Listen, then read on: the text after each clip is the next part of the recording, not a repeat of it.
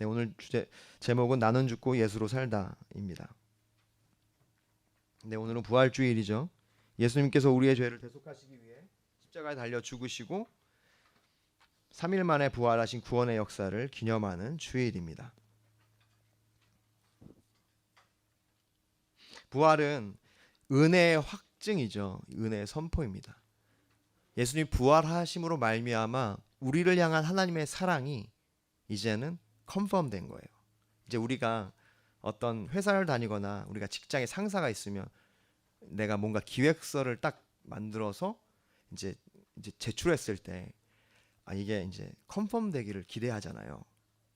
이제 딱 그래서 조마조마하다가 딱 보고 표정까지 막 이렇게 보면서 어떨까 그러다가 좋은데 딱 그러면 이제 속으로 이제 안도의 한숨과 함께 다행이다 이렇게 되는데 딱 보면서 이걸 지금 기획서라고 갖고 왔나 이제 이러면 이제 혼나는 거잖아요. 그러니까 이제 컨펌. 그러니까 주님이 우리를 향하여 약속하셨어요. 내가 너희를 사랑하고 너희를 구원할 것이다. 그리고는 그 확증을 예수 그리스도 자신의 하나뿐인 아들을 죽게 하시고 다시 살리심으로 말미암아 우리 가운데 그 사랑을 확증하신 거예요. 할렐루야. 그래서 이거는 그냥 선포라는 거예요. 그러니까 사장님이 그 회사원에게 오케이 하면은 선포인 거예요. 이제 그렇게 하면 돼. 두려울 게 없어. 근데 그게 안 되면 이거 해야 되나 말아야 되나 이러잖아요. 그래서 마찬가지입니다. 주님이 예수 그리스도로 말미암아 부활을 선포하셨어요.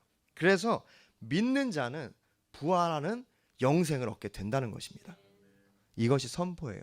이것이 확증입니다. 1862년 9월 22일에 아브라함 링컨 미국의 대통령은 다음과 같이 선언했어요. 현재 미합 중국에 대하여 반란 상태에 있는 또는 주의 일부에서 예속 상태인 노예들을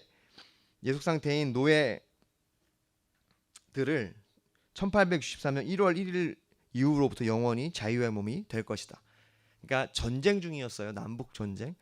그래서 북쪽에 있던 이제 링컨이 그러니까 이제 남쪽은 이제 그 정부에 대해서 반란을 일으킨 이제 그런 연합이거든요. 그래서 그런 반란을 일으킨 자들에게 어떻게 할까 하다가 그들에게 제일 필요한 거, 제일 핵심적인 게 뭐냐면요, 노예예요. 왜냐하면 남쪽에 있는 사람들이 다 농부였기 때문에 농사를 하면 큰 목화밭이나 우리 수준이 아니에요. 여기 있는 요 수준이 아니라 정말 지평선이 보일 만큼 넓은 곳을 옥수수와 이런 것들을 재배해야 됐기 때문에 당시에는 기계가 없으니까 이 흑인 노예들이 필수였단 말이에요. 그 도구였어요.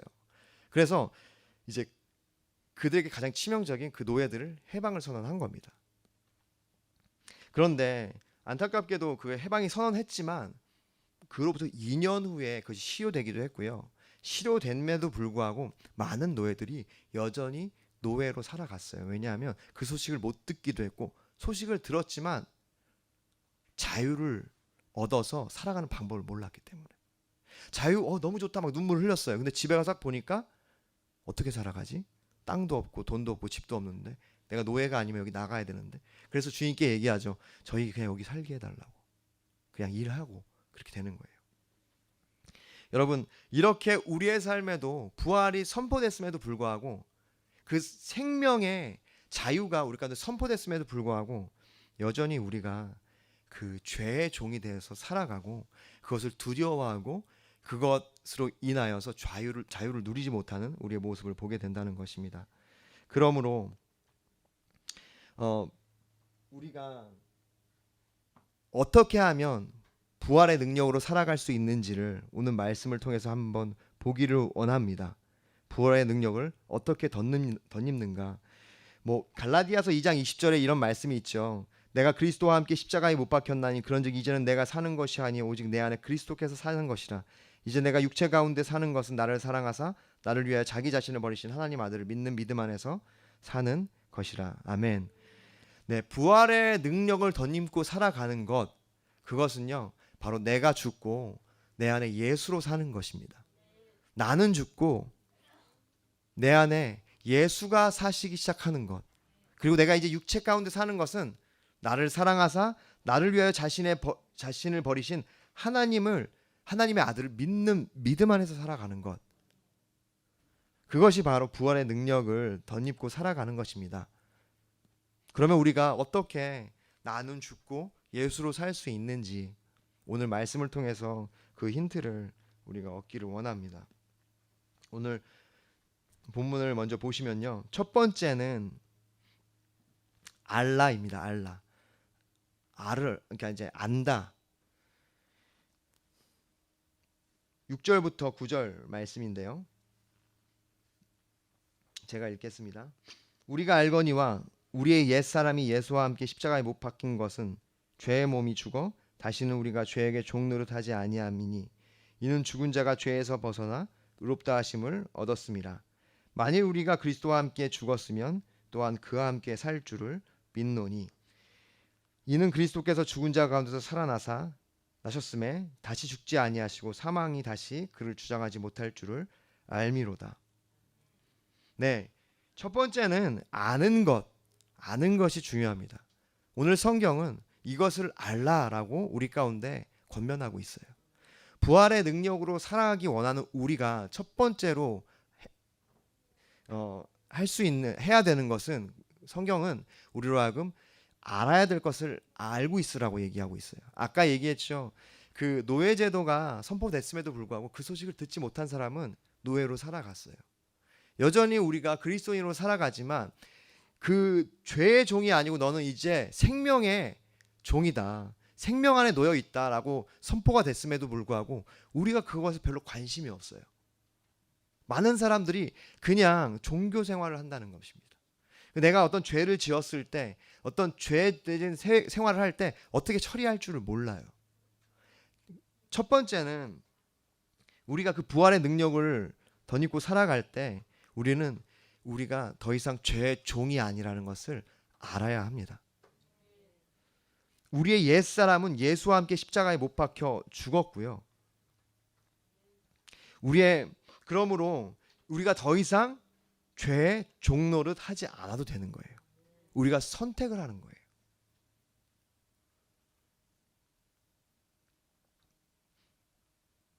죄의 몸이 죽어 우리가 죄의 종노릇을 안 해도 되는 겁니다. 우리의 옛사람은 이미 죽은 거예요. 십자가와 함께. 그리스도와 함께 죽으면 그와 함께 살 것을 믿는다. 이것은 예수가 죽은 자 가운데서 살아나셨으며 다시 죽지 않고 사망이 주님을 주장하지 못하는 것을 알기 때문이다. 무슨 말이냐면 예수님께서 죽은 자 가운데서 부활하셨기 때문에 그가 다시 죽지 않고 그런 사망이 주님을 주장하지 못한대요. 그렇기 때문에 우리가 그 분을 믿으면 마찬가지로 사망이 우리를 주장하지 못하는 것입니다. 너가 이것을 알아야 된다라고 말씀하고 있어요. 요한복음 8장 32절부터 36절 진리를 알지니 진리가 너희를 자유롭게 하리라. 그들이 대답하되 우리가 아브라함의 자손이라 남의 종이 된 적이 없거늘 어찌하여 우리가 자유롭게 되리라 하느냐. 예수께서 대답하시되 진실로 진실로 너희에게 이르노니 죄를 범하는 자마다 죄의 종이라. 종은 영원히 집에 거하지 못하되 아들은 영원히 거하나니 그러므로 아들이 너희를 자유롭게 하면 너희가 참으로 자유로우리라. 진리를 알지니 진리가 너희를 자유케 하리라. 그러니까 대답해요. 우리가 노예가 된 적이 없어요. 우린 자유롭습니다. 민주 자유 국가에서 살고 있잖아요. 전 자유로워요. 저는 죄를 진 적이 없어요. 뭐 이렇게 얘기하죠. 그러니까 얘기하는 거예요. 남의 종이 된 적이 없습니다. 근데 예수님께서 그것에 대해서 지적하세요. 진실로 너희에게 이르니 죄를 범하는 자마다 죄의 종이다.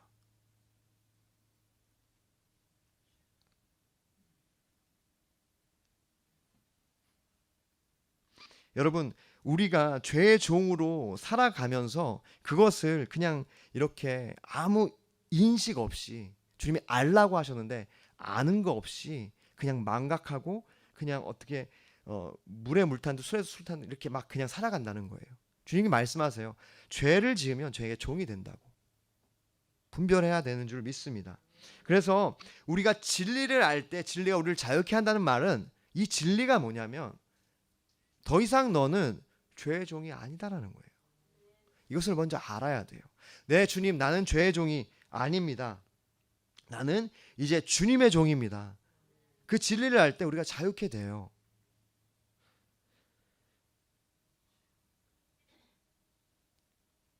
우리가 이미 알고 있는 것이라고 오늘 바울은 그 로마서 첫 6절 첫 구절에 얘기하고 있죠. 우리가 알거니와. 이미 알고 있는 거예요. 단지 우리가 그것을 기억하지 못하고 믿지 못하기 때문입니다. 믿지 않아요. 여러분이 우리가 이걸 믿는다고 생각하는데 정말 그 믿는다는 것은요, 그것을 인식하고 인지하고 그렇게 살아가는 거예요. 첫 번째로 우리가 부활의 능력으로 살아갈 때 죄의 종이 더 이상 아니라는 이 놀라운 진리를 믿고 그로부터 자유를 얻으시기를 축복합니다. 두 번째 11절에 보면요, 이와 같이 너희도 너희 자신을 10절부터 보겠습니다. 10절부터 보면 그가 죽으심은 죄에 대하여 단번에 죽으심이요 그가 살아계심은 하나님께 대하여 살아계심이니 이와 같이 너희도 너희 자신을 죄에 대하여 죽은 자요 그리스도 예수 안에서 하나님께 대하여 살아있는 자로 여길지니라. 두 번째는 여겨야 합니다. 여기라. 우리가 이제 알았다면 그것을 진짜로 실제적으로 여겨야 돼요. 행동으로 그렇게 보여야 된다는 것입니다. 내가 죄의 종이 아니라는 것을 알았으면 그렇게 믿고 그렇게 여기셔야 돼요. 그러니까 머리로만 알고 나는 뭐 상관없지. 그래 맞아. 주님의 종, 주님의 믿는 사람들은 다 죄의 종이 아니지. 죄로부터 자유하고 죄를 지으면 안 되고 거룩하게 살아가야지. 그런데 나에 대해서 그것을 적용하지 않는 우리의 모습을 발견하게 되는 것입니다. 여기 보면 말씀에 그가 죽으심은 죄에 대하여 단번에 죽으심이요 그가 살아계시면 하나님께 대하여 살아계심이니 이와 같이 너희도 너희 자신을 죄에 대하여는 죽은 자요 그리스도 예수 안에서 하나님께 대하여는 살아있는 자로 여길지니라. 여기고 믿으라는 말씀입니다. 그러니까 죄에 대하여는 이제 죽은 거예요. 더 이상 우리는 죄와 관계가 없는 사람입니다. 그것이 여기는 거예요. 물론 우리가 죄를 지어요. 반복적인 죄도 짓습니다. 첫 번째 우리가 그것이 내가 죄인 줄 알 때, 내가 죄의 종이 아니라 주님의 종이지라고 할 때 어떤 성령이 주시는 어떤 그런 질책이 우리 안에 있을 거예요. 그럼에도 불구하고 계속해서 반복해서 지기 위하여 우리가 그 진리를 잊어버린다는 거예요. 나는 진리와 상관없이 여긴다는 거예요. 이제는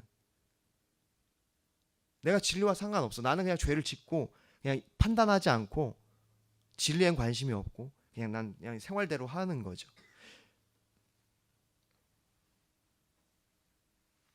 우리가 여전히 죄를 짓습니다. 그럴 때 우리가 그 죄를 짓는 거에 대해서 당연시 여기고 아무 감각 없이 그렇게 하지 말라는 말씀이에요. 계속 싸우는 거예요. 그런데 그 싸우는 방법이 죄를 짓지 말아야지. 죄를 짓지 말아야죠. 아니요. 그게 아니라는 겁니다.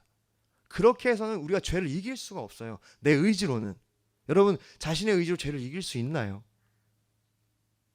출구 없는 방과 같아요. 우리 자신의 의지는. 그럼 뭐냐? 너가 더 이상 죄의 종이 아니라는 것을 알고 그렇게 여기라는 거예요. 그러니까 죄의 종이 아니에요. 나는 내가 죄를 짓지만 죄의 종이 아니에요. 이건 근데 사실 괴리잖아요. 딜레마잖아요. 이게 뭐지? 그냥 자기 위로인가? 아니요.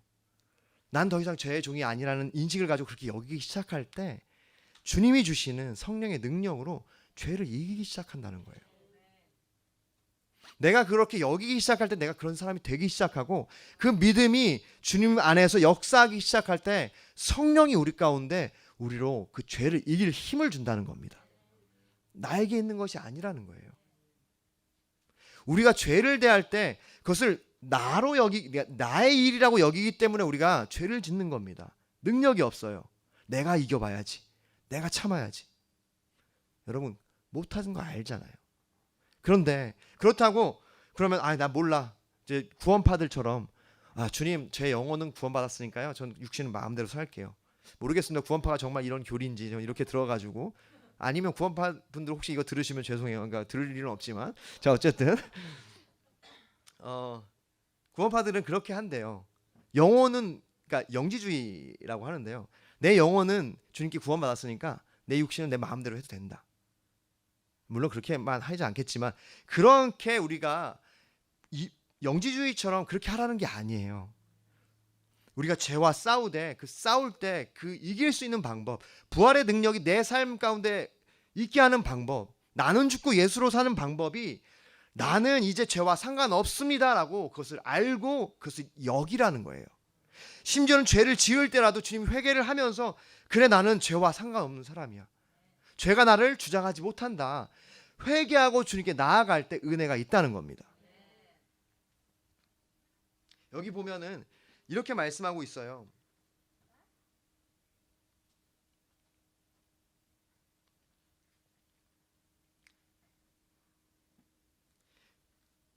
이와 같이 너희도 너희 자신을 죄에 대하여는 죽은 자요. 11절에 그리스도 예수 안에서 하나님께 대하여 살아있는 자로 여길지니라.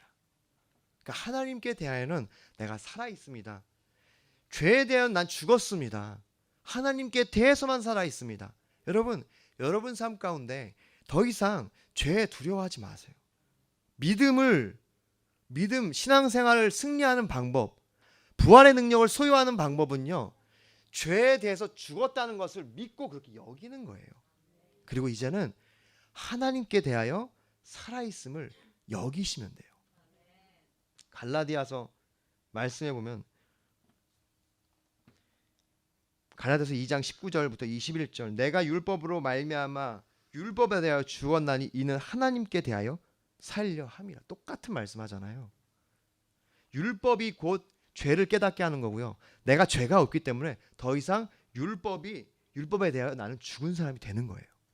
왜냐? 나의 옛사람, 죄의 종으로 사는 그 옛 자아는 예수 그리스도와 함께 십자가에 못 박혀 죽었기 때문에 이제는 하나님께 대하여 살려 함이라. 하나님께 대하여 살려고 할 때 어떻게 해야 되냐? 20절 내가 그리스도와 함께 십자가에 못 박혔나니 그런즉 이제는 내가 사는 것이 아니오 오직 내 안에 그리스도께서 사는 것이라. 이제 내가 육체 가운데 사는 것은 나를 사랑하사 나를 위하여 자기 자신을 버리신 하나님의 아들을 믿는 믿음 안에서 사는 것이라. 그러니까 믿음으로 나는 죽고 예수가 내 안에 사시는 것이다. 믿으시라는 거예요. 여러분 더 이상 여러분이 사는 것이 아닙니다. 그리스도인이라는 것은요 예수가 사시는 사람들이에요. 이게 놀라운 진리고 놀라운 변화고 놀라운 차이입니다. 세상 종교는요 나 중심이에요. 그러니까 내가 주체예요. 내가 돌을 닦고 내가 기도하고 내가 선을 행하고 내가 해서 득도하면 그렇게 하면 부처가 되는 거예요. 근데 우리 교회 예수 그리스도 기독교인들은요 그게 아니에요. 내가 하는 게 아니라 난 못해요. 그리스도가 하신 거예요. 그래서 나는 그 믿을 때 내가 죽는 거고 이제 내 안에 그리스도가 사시는 것을 믿고 알고 그렇게 여기면 되는 거예요. 여러분 그렇게 여길 때 죄와 싸울 수 있는 힘이 생깁니다. 그렇게 여기기 시작할 때 부활의 기쁨이 임하기 시작해요. 그 놀라운 용납이 하나님의 사랑이 부어지기 시작한다는 거예요. 그래 예수가 내 안에 살아 계시지. 여러분 믿으십시오. 여러분 안에 예수가 사십니다. 이미 나는 죽고 예수로 살다 현재형이 살고 있는 거예요. 여러분은 여러분은 죽었고 예수로 살고 있는 거예요. 그것이 믿음입니다. 할렐루야. 그러므로 이렇게 믿음으로 여러분이 죄에 대해서 죽었다는 것을 믿고 하나님께 대하여 살았다는 것을 그렇게 여기고 살아가시기를 축복합니다. 세 번째 드리라. 12절 13절 말씀입니다. 그러므로 너희는 죄가 너희 죽을 몸을 지배하지 못하게 하여 몸의 사욕에 순종하지 말고 또한 너희 지체를 불의의 무기로 죄에게 내주지 말고 오직 너희 자신을 죽은 자 가운데서 다시 살아난 자같이 하나님께 드리며 너희 지체를 의의 무기로 하나님께 드리라. 여러분 그렇게 알고 그렇게 여기기 시작하고 이제는 주님께 드리기 시작하셔야 돼요. 드린다는 것이 무엇이냐면 그러므로 너희는 죄가 너희 죽을 몸을 지배하지 못하게 하여 몸의 사욕에 순종하지 않는 거예요. 여러분 왜 아침 예배를 시작하겠습니까? 자고 싶죠. 저도 오기 싫어요. 그 아침에 왜 와요? 몸의 사욕에 순종하지 않기로 하고 죄에 대하여 죽고 이젠 예수 그리스도가 안에서 내가 살기로 믿기 때문에 여기기 때문에 예수님이 내 안에 계신다는 것이 믿어지기 때문에 기도해야 되겠다는 마음이 드는 거예요. 주님이 주시는 겁니다. 저의 의지가 아니에요. 주님이 그렇게 주시는 거예요. 그러므로 우리 안에 이렇게 살기 시작하는 것, 주님께 드리는 것은요, 더 이상 여러분이 여러분의 그 사욕에 순종하지 마시기 바랍니다. 여러분의 욕구들, 어떤 죄성들 있잖아요. 건강한 어떤 성욕이나, 그러니까 그런 거 있잖아요. 건강한 것들이 있어요. 건강한 부부 생활 안에서 그것들이 주님이 주신 그런 바운더리 안에서 기쁘게 발휘될 때는 건강한 거예요. 그리고 그렇지 않고 건강하지 않게 어떤 중독적으로 내가 어떤 그것을 나의 안위로 내 그것에 숨는 것으로 취하기 시작할 때, 그것이 뭐 돈이 됐든 술이 됐든 그것이 우리 안에 건강하지 않게 작용하기 시작할 때, 우리가 그렇게 그런 것들에 순종하면 어떻게 되냐면 우리 몸이 그런 것들에 그런 무기가, 도구가 되는 거예요. 너희 지체를 불의의 무기로 죄에 내어주지 말고, 여기 불의의 무기라고 표현하고 있는 것은요, 사실 원어적으로는 도구입니다. 근데 왜 무기라고 되어 있냐면, 그러니까 강하게, 사실 그 뉘앙스가 강하다는 거예요. 그러니까 우리가 그렇게 내 사욕에 순종하고 내 마음대로 살기 시작하면 무기가 되는 거예요. 그것이 계속되면 정말 무기가 돼서 다른 사람을 죽이기 시작하죠. 말로 죽이고, 정말 그렇게 되잖아요. 실제로 죽이게 되기도 하고. 그러므로 오직 너희 자신을 죽은 자 가운데서 다시 살아나는 자같이 하나님께 드리며 너희 지체를 의의 무기로 하나님께 드리라. 그러니까 사욕에 순종하지 마시고, 여러분의 몸을, 여러분 자신을 죽은 자 가운데서 다시 살아난 자 같이, 부활의 능력이 내 안에 임한 자 같이, 이젠 나는 죽고 예수가 사는 것 같이 그렇게 여기고 하나님께 드리라는 거예요. 의의 무기, 의의 도구로 하나님께 드리라는 겁니다. 할렐루야. 더 이상 여러분이 죄의 도구로 사용되지 않기를 소망합니다. 그렇게 싸우기로 결정하고 계속해서 드리세요. 여러분 잘 안 되는 거 압니다. 반복적으로 죄가 우리 가운데 유혹하기도 하고 우리가 죄를 짓기도 할 거예요. 그렇지만 여러분 기억하십시오. 믿으세요. 그러니까 알아야 돼요. 나는 죄의 종이 아니다. 심지어 여러분이 죄를 짓는 순간에도 여러분 죄의 종이 아님을 여러분 알고 계십시오. 왜냐하면 여러분이 죄를 이기는 게 여러분으로부터 시작된 게 아니에요. 그냥 아시면 돼요. 죄를 짓는 순간에도 그냥 아세요. 여러분은 죄와 상관없다. 두 번째, 그리고 그렇게 여기세요. 그리고 세 번째는 아는 것뿐만 아니라, 여기는 것뿐만 아니라 이제 순종해야 돼요. 의의 무기로 하나님께 드리고, 사욕에 순종하지 마시고 거룩한 하나님 말씀에 순종하기 시작하는 겁니다. 그러면 우리의 삶이 성화되기 시작하고 변화되기 시작합니다. 그것이 나는 죽고 예수로 사는 거예요. 나는 죽고 내 안에 예수가 사시는 겁니다. 알고 여기고 드리세요.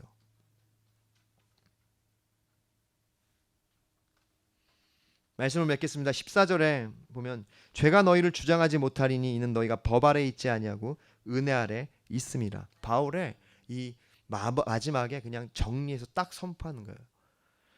너희를 주장하지 못하리니, 못할 거다. 여러분 죄가 여러분을 주장하지 못할 것입니다. 왜냐하면 여러분이 죄 아래 있지 아니하고, 율법 죄 아래 있지 아니하고, 율법이 죄라는 건 아니에요. 아까 설명했죠. 율법이 죄를 깨닫게 하는 건데 우리가 더 이상 죄에 대해서 죽었기 때문에 율법 아래 있지 않은 겁니다. 우리가 은혜 아래 있기 때문이에요. 할렐루야. 죄가 여러분을 주장하지 못할 것입니다. 왜냐하면 우리는 이미 율법, 죄를 지적하고 정죄하는 그 죄로부터 자유하기 때문이고 죄 아래 있지 않기 때문입니다. 율법 아래 있습니다. 아니, 은혜 아래 있습니다. 은혜는 생명이고 부활이고 거듭남이고 산 소망이 되십니다. 베드로전서 1장 3절에 우리 주 예수 그리스도의 아버지 하나님을 찬송하리로다. 그의 많으신 긍휼대로 예수 그리스도를 죽은 자가 돼서 부활하게 하심으로, 오늘 부활절이죠. 예수님이 죽은 자에서 부활하심으로 말미암아 우리를 거듭나게 하사, 다시 태어난 거예요. 죄에 대해서는 죽고 의에 대해서 예수 그리스도 안에서 다시 살아난 겁니다. 거듭나게 하사 산 소망이 있게 하신 겁니다. 여러분 유발 하라리 아십니까? 저자예요. 그가 쓴 책, 유명한 책이 호모데우스예요. 호모데우스는 이게 이제 그 라틴어인데요. 인간 신이란 뜻이에요. 호모가 인간이고 데우스가 신이거든요. 말 그대로 그 책의 주제는 과거에는 인간이 자연을 통제하지 못하기 때문에 신을 의지했다. 그런데 이제는 우리는 과학을 통해서 자연을 통제할 수 있기 때문에 이제는 더 이상 신을 의지할 필요 없다. 신은 없다. 우리가 신이다. 여러분, 굉장히 많은 사람들이 여기에 이렇게 빠져들고 그것을 받아들이고 그것을 동의하거든요. 그러니까 그들 안에는 그게 있는 거예요. 인류 안에 소망이 있다고 생각하는 거예요. 인류는 과학으로 말미암아 더 나아질 거라고 생각하는 거예요. 여러분, 그러나 이러한 책이 쓰여지고 몇 년 후부터 사실 더 많은 사람들이 미래에 대해서 부정적인 전망을 많이 내놓습니다. 왜 그럴까요? 결국은 우리의 인간 안에는요, 소망이 없어요. 코로나로 인해서 벌써 많은 사회가 무너졌고요. 매주 얘기하지만 우크라이나 전쟁 보십시오. 그 과학이, 그 발전된 과학이 인간을 신으로 만들 것 같지만 그렇지 않고 인간을 죽이는 살상 무기를 만드는 거죠. 인간에겐 소망이 없습니다, 여러분. 예수님이 산 소망이 되시는 거예요. 부활하신 예수님이 산 소망이 되세요.